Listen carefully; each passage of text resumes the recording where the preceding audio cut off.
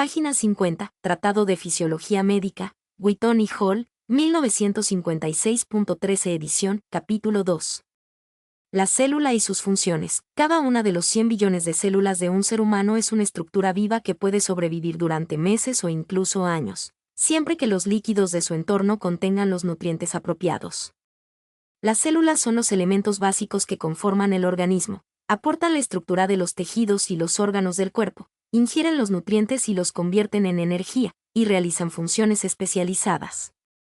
Además, las células contienen el código hereditario del organismo que controla las sustancias sintetizadas por las células y les permite realizar copias de sí mismas.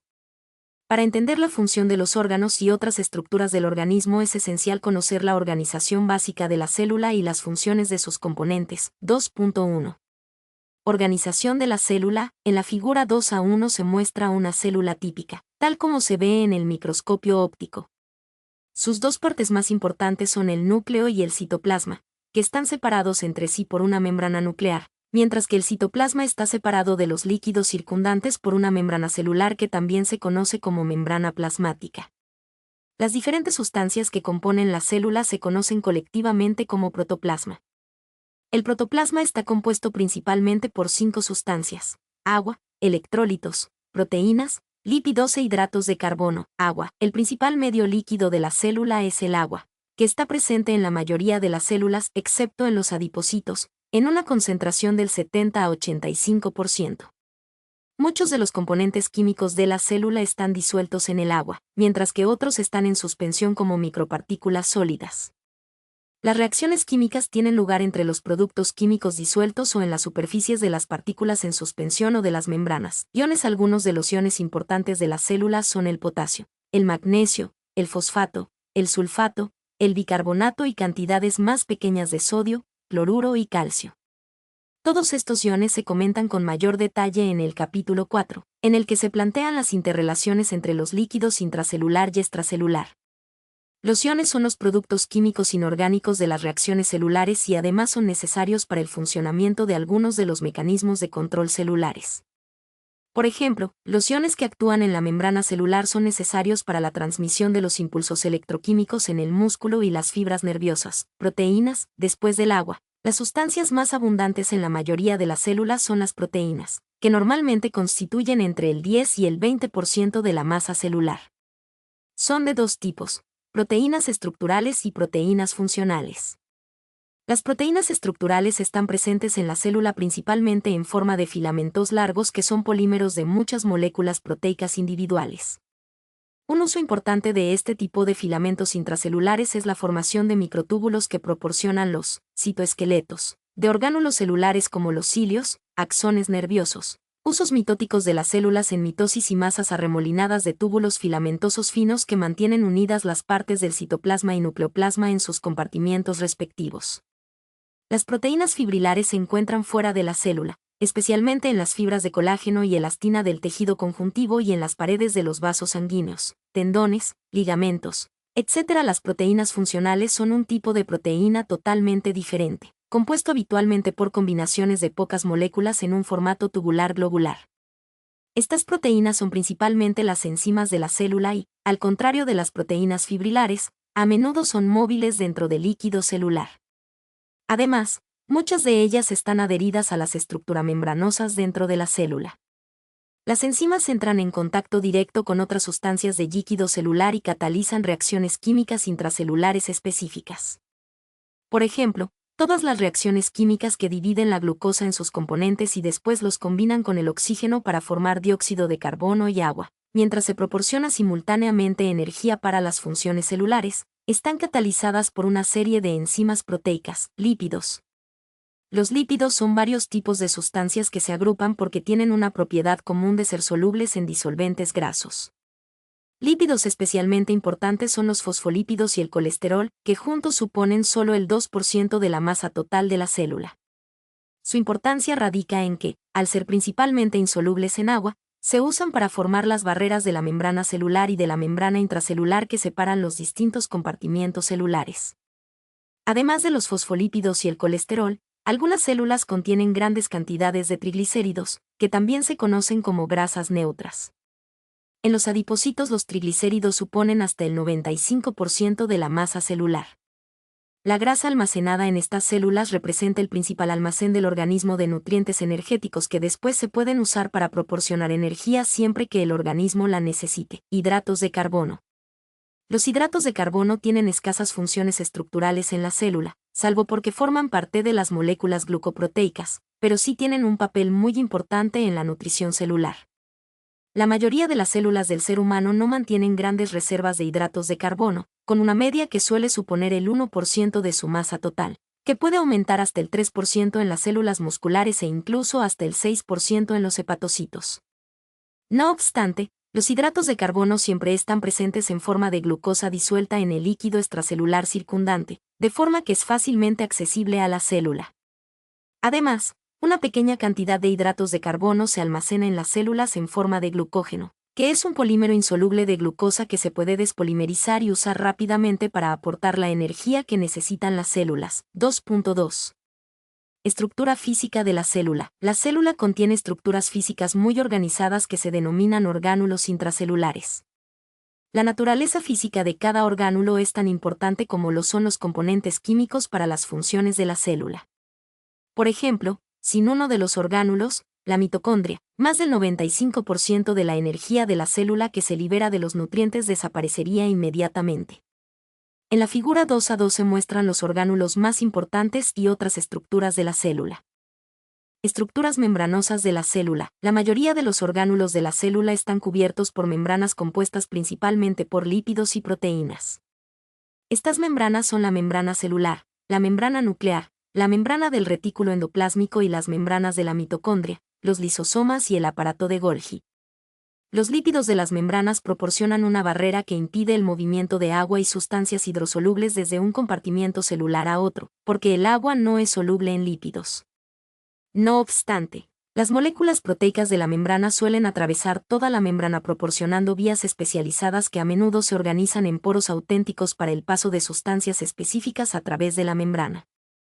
Además, muchas otras proteínas de la membrana son enzimas que catalizan multitud de reacciones químicas diferentes, que se comentarán en este y en capítulos sucesivos. Membrana celular. La membrana celular, también denominada membrana plasmática, cubre la célula y es una estructura elástica, fina y flexible que tiene un grosor de tan solo 7,5 a 10 Nm.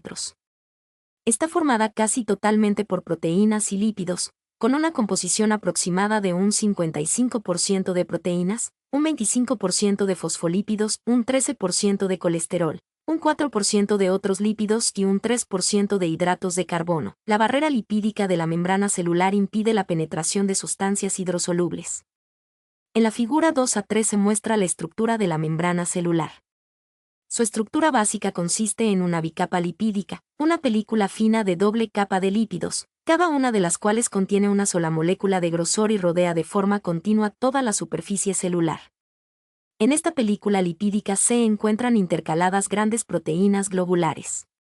La bicapa lipídica básica está formada por tres tipos principales de lípidos: fosfolípidos, esfingolípidos y colesterol. Los fosfolípidos son los más abundantes en la membrana celular. Un extremo de cada molécula de fosfolípido es soluble en agua, es decir, es hidrófilo, mientras que el otro es soluble solo en grasas, es decir, es hidrófobo. El extremo fosfato del fosfolípido es hidrófilo y la porción del ácido graso es hidrófoba. Como las porciones hidrófobas de las moléculas de fosfolípidos son repelidas por el agua, pero se atraen mutuamente entre sí, tienen una tendencia natural a unirse unas a otras en la zona media de la membrana, como se muestra en la figura 2a3. Las porciones hidrófilas de fosfato constituyen entonces las dos superficies de la membrana celular completa que están en contacto con el agua intracelular en el interior de la membrana y con el agua extracelular en la superficie externa. La capa lipídica de la zona media de la membrana es impermeable a las sustancias hidrosolubles habituales, como iones, glucosa y urea.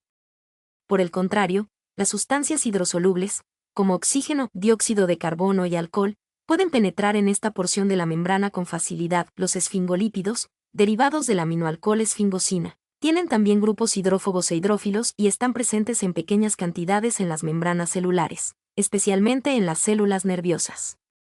Según se cree, los esfingolípidos complejos de las membranas celulares tienen varias funciones, como son la protección frente a factores perniciosos del entorno, la transmisión de señales y como sitios de adhesión para proteínas extracelulares. Las moléculas de colesterol de la membrana son también lípidos, porque sus núcleos esteroides son muy liposolubles. Estas moléculas, en cierto sentido, están disueltas en la bicapa de la membrana. Una de sus funciones más importantes consiste en determinar el grado de permeabilidad, o impermeabilidad, de la bicapa ante los componentes hidrosolubles de los líquidos del organismo. El colesterol también controla gran parte de la fluidez de la membrana, proteínas de la membrana celular integrales y periféricas. En la figura 2a3 también se muestran masas globulares que flotan en la bicapa lipídica. Estas proteínas de membrana son principalmente glucoproteínas.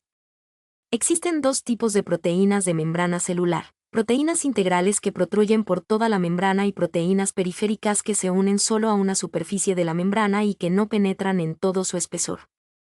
Muchas de las proteínas integrales componen canales estructurales, o poros, a través de los cuales las moléculas de agua y las sustancias hidrosolubles, especialmente los iones, pueden difundir entre los líquidos extracelular e intracelular. Estos canales de proteínas también tienen propiedades selectivas que permiten la difusión preferente de algunas sustancias con respecto a las demás. Otras proteínas integrales actúan como proteínas transportadoras de sustancias que, de otro modo, no podrían penetrar en la bicapa lipídica.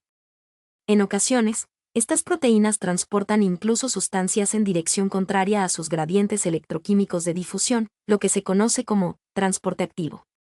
Otras proteínas actúan como enzimas. Las proteínas integrales de la membrana pueden actuar también como receptores de los productos químicos hidrosolubles, como las hormonas peptídicas, que no penetran fácilmente en la membrana celular. La interacción de los receptores de la membrana celular con ligandos específicos que se unen al receptor provoca cambios conformacionales de la proteína del receptor. A su vez, este proceso activa enzimáticamente la parte intracelular de la proteína o induce interacciones entre el receptor y las proteínas del citoplasma que actúan como segundos mensajeros, con lo que la señal se transmite desde la parte extracelular del receptor al interior de la célula. De esta forma, las proteínas integrales que ocupan la membrana celular son un medio de transmisión de la información sobre el entorno hacia el interior de la célula. Las moléculas proteicas periféricas se unen con frecuencia a las proteínas integrales, de forma que las proteínas periféricas funcionan casi totalmente como enzimas o como controladores del transporte de sustancias a través de los poros de la membrana celular, hidratos de carbono de la membrana, glucocáliz celular. Los hidratos de carbono de la membrana se presentan casi invariablemente combinados con proteínas o lípidos en forma de glucoproteínas o glucolípidos. De hecho, la mayoría de las proteínas integrales son glucoproteínas y aproximadamente la 10ª parte de las moléculas lipídicas de la membrana son glucolípidos. Las porciones, gluco, de estas moléculas protruyen casi siempre hacia el exterior de la célula, colgando de la superficie celular. Hay muchos otros compuestos de hidratos de carbono, que se denominan proteoglucanos y son principalmente hidratos de carbono unidos a núcleos de proteínas pequeñas, que también se unen laxamente a la superficie externa de la pared celular. Es decir, toda la superficie externa de la célula a menudo contiene un recubrimiento débil de hidratos de carbono que se conoce como glucocáliz. Las estructuras de hidratos de carbono unidas a la superficie exterior de la célula tienen varias funciones importantes. 1. Muchas de ellas tienen una carga eléctrica negativa que proporciona a la mayoría de las células una carga negativa a toda la superficie que repele a otros objetos cargados negativamente. 2. El glucocáliz de algunas células se une al glucocáliz de otras, con lo que une las células entre sí. 3. Muchos de los hidratos de carbono actúan como componentes del receptor para la unión de hormonas, como la insulina. Cuando se unen, esta combinación activa las proteínas internas unidas que, a su vez, activan una cascada de enzimas intracelulares. 4. Algunas estructuras de hidratos de carbono participan en reacciones inmunitarias, como se comenta en el capítulo 35, página 59.